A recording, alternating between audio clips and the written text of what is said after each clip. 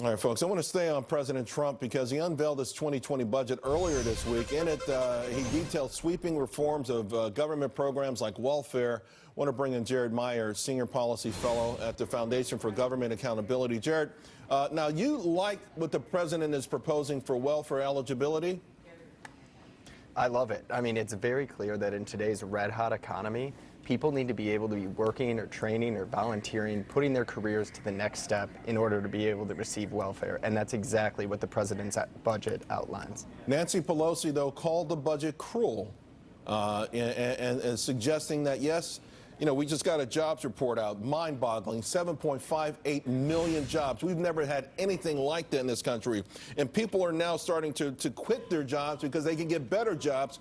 But, you know, Nancy Pelosi is saying that there's a large swath of Americans, though, that they don't have the skills to get in this game. And what President Trump is suggesting will hurt them and their families. What do you say?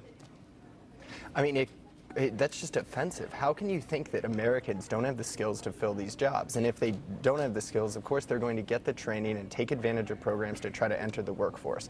The key is right now, we've created a system where people are paid to not work. We want to change that, and President Trump wants to change that to make sure that all Americans are able to participate in this red-hot economy and move up in their careers. Yeah, there's no doubt about it. Last month, 45,000 people left the labor force. It's too easy not to get in this thing, and it's unfortunate. I do have to ask you, Jared, about prison reform. You know, I don't think the administration is getting the kind of credit that it should. This First Act thing has been phenomenal. What are your thoughts, though, on what they're trying to achieve with prison reform? Well, president's budgets are signaling devices, and there was over $800 million in the budget to help prisoners successfully re-enter society. And this is because, as Van Jones said at CPAC earlier this month, Republicans are now the leaders on criminal justice reform. They understand that when someone leaves the system, they need to find a job, or they're going to go right back to a life of crime or end up on welfare.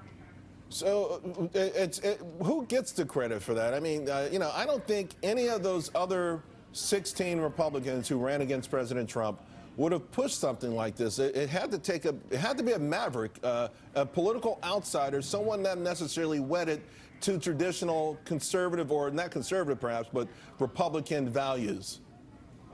Well, President Trump put a lot of political capital behind the First Step Act, but he's also following the example we've seen in the states. Criminal justice is mostly a state issue in the U.S., and what we've seen is Republican governors coming out and saying, we've got employers who are just hungry for workers. We need to make sure that people who have spent time in prison or have a criminal record are able to fill these jobs and move past their mistakes and rebuild their lives and contribute to their communities. Jared, thank you very much. It is good news for everyone. And by the way, folks,